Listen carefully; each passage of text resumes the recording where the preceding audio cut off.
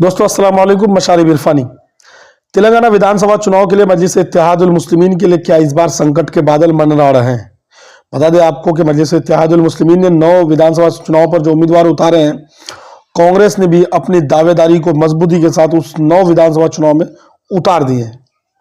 बात करें बीआरएस की, बात हम करें के चंद्रशेखर राव, तो के चंद्रशेखर राव के तरफ से ज्यादा मजबूत उम्मीदवार तो नहीं है, लेकिन बात ये कही जा रही है कि के चंद्रशेखर राव ओवैसी को बचा पाएंगे और नैया पार लगा पाएंगे। बड़ा प्रश्न और बड़ा सवाल है। वहीं गोशा महल की बात हम करें, जहां से टी राजा सिंह बीजेपी के पहले विधायक रह चुके हैं, जिसको बीजेपी पार्टी से निकाल दिया गया। टी राजा सिंह जो मुसलमानों के खिलाफ हमेशा जहर उगलते रहते हैं, मुसलमानों को और पैगंबर साहब के बारे में उल्टा पुल्टा अनाप शनाप बोलते रहते हैं, उस शख्स के खिलाफ ख्वाजा बिलाल अहमद उम्मीदवार बनना चाहते थे मजलिस इत्तेहादुल मुस्लिमीन के टिकट पर, लेकिन एआईएमआईएम ने वहां से चुनाव नहीं लड़ाया और उम्मीदवार खड़ा नहीं किया।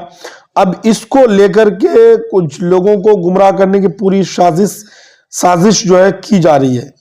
ख्वाजा बिलाल अहमद ने फिलहाल मजलिस इत्तेहादुल मुस्लिमीन से दस्तबरदारी का ऐलान कर दिया है और लोगों में तेजी के साथ चेमी गोया हो रही है, लोगों में काफी आक्रोश फैलाने की कोशिश की जा रही है।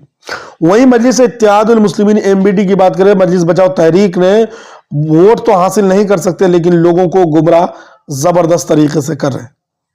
तो एआईएमआईएम के लिए बड़ी चुनौती होगी अगर मजलिस इत्तेहादुल मुस्लिमीन इस बार हैदराबाद के चुनाव को फेस कर लेते हैं और 7 सीटें तो जीती हुई सीटें बचा लेते हैं और 8वां या 9वां सीट भी जीत लेती है, तो यकीनन आने वाले समय में हैदराबाद की सियासत में कितने भी सियासी दाव पेच खेले जाए, कितनी भी सियासती अलग अलग प्रकार के इस हथकंडे अपनाए जाए, लेकिन मजलिस इत्तेहादुल मुस्लिमीन को कमजोर नहीं कर सकते और एआईएमआईएम जो है हैदराबाद के हर सियासी जंग का मुकाबला बड़े आसानी के साथ कर सकती है, ये भी बात तय मानी जा रही है।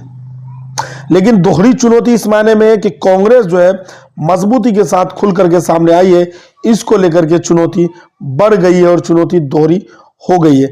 अब ऐसे में केसीआर का कितना योगदान रहेगा एआईएमआईएम के ऊपर, ये देखने वाली बात होगी। फिलहाल मजलिस इत्तेहादुल मुस्लिमीन ने सॉफ्ट कॉर्नर अपनाते हुए केसीआर को कहीं कहीं समर्थन दे रहे हैं, सभाओं में केसीआर को वोट देने की अपील कर रहे हैं। और बात हम कर रहे हैं दोस्तों कि केसीआर को जिस तरीके से मजलिस इत्तेहादुल मुस्लिमीन के सुप्रीमो असदुद्दीन ओवैसी लगातार कहीं कहीं चुनावी सभा करके और जो है उनके उम्मीदवारों को वोट देने के बारे में अपील कर रहे हैं, तो सॉफ्ट कॉर्नर अपना रहे, तो कहीं ना कहीं केसीआर जो इन 9 सीटों पर भी पूरी तरह से शांत रह करके अपने उम्मीदवारों को शांत रख करके एआईएमआईएम के हक में वोट डालने की अपील की जा सकती है और की जा रही है। तो ये तमाम जो राजनीतिक हथकंडे अपनाए जा रहे हैं हैदराबाद में, इसका अलग रंग रूप क्या तय होता है, ये तो आने वाला समय ही पता चलेगा।